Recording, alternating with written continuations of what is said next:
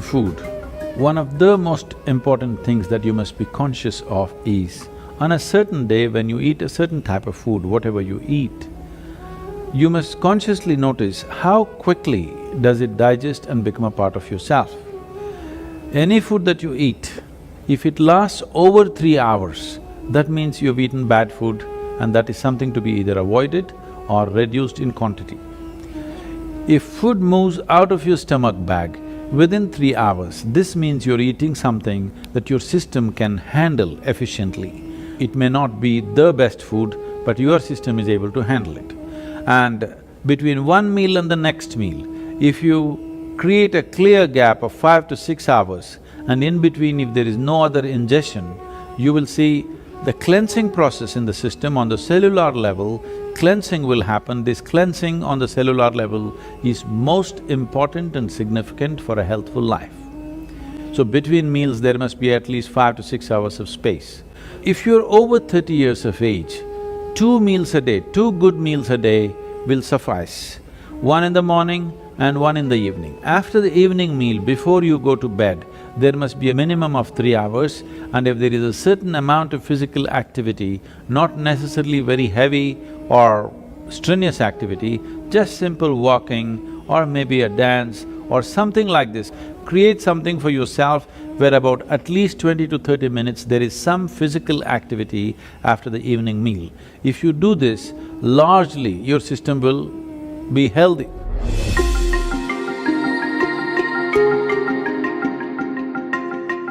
Anemia means on one level the blood has lost its iron, that means you lost your steel, okay?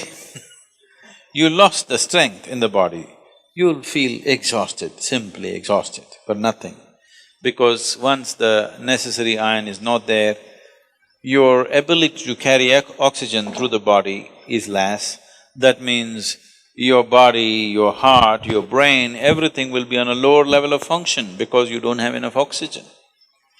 So, building oxygen into the blood is one of the important things because how healthy the body is, how easily it rejuvenates itself depends on a high level of oxygen in the blood. And that capability will go down, particularly women have to be careful on this because of the biological process, that their hemoglobin content may go down and their ability to carry oxygen in the blood will come down, which will make them unnecessarily exhausted, will make them look unintelligent. And yes, if the RBC is low, you feel dumb because there's not enough oxygen in the brain and it doesn't function the way it needs to function, both the body and the brain. So, to take care of this, one of the simple things is you consume a little bit of honey in warm water on a daily basis, and you will see slowly the RBC content will go up. If there's more oxygen in the blood, suddenly you feel a burst of energy, suddenly everything is active, the rejuvenation system in the body is going up, the dead cells are being replaced quickly. The level of inertia that you feel in the body is much lower, the level of inertia that you feel in your mind is much lower.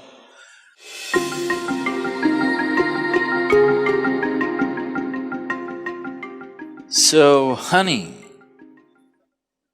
it has different types of impacts on the system. If it consumed raw, it has one kind of impact. If it is consumed in cold water, it has another kind of impact. If it is consumed in warm water, it's a different kind of impact. We want to consume it in warm water here because we want the system to open up. If you put it into boiling water, some part of honey will turn poisonous. So you should never put it into boiling water, or you should not cook the honey. I know in Western societies, people are making honey cakes and stuff, they're cooking it. If it crosses a certain temperature, then honey will turn poisonous. So it must be put into… like it's in a temperature that is drinkable. Into that you put. If it's boiling hot, you don't put.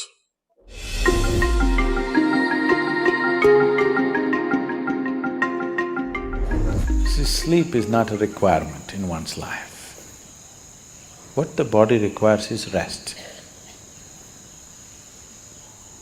Sleep is just one form of rest. Lot of people are beginning to think, in Tamil Nadu if somebody says, rest pannikaranga, means they're sleeping.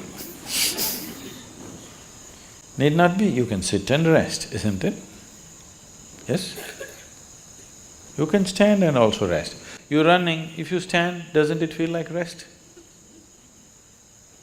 You're standing, if you sit down, doesn't it feel like rest? There are many ways of resting. The most important thing is, rest means you're changing the energy equation, where consumption is lowered, production is going on at the same pace. So after a period of time, you feel rejuvenated because consumption has been lowered. Essentially, you are managing the energy equation. If you're in activity, the consumption is more. Whatever you're producing, it's not enough. After some time, you feel exhausted because the consumption has been heavy.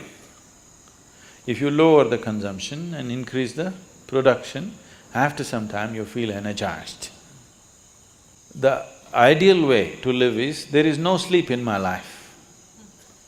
But that's not possible right now, still body has some inertia. So it sleeps minimum. Rest of the time, it is at ease. If you keep this at ease, then sleep does not occur to the body unless it comes to a certain point of exhaustion.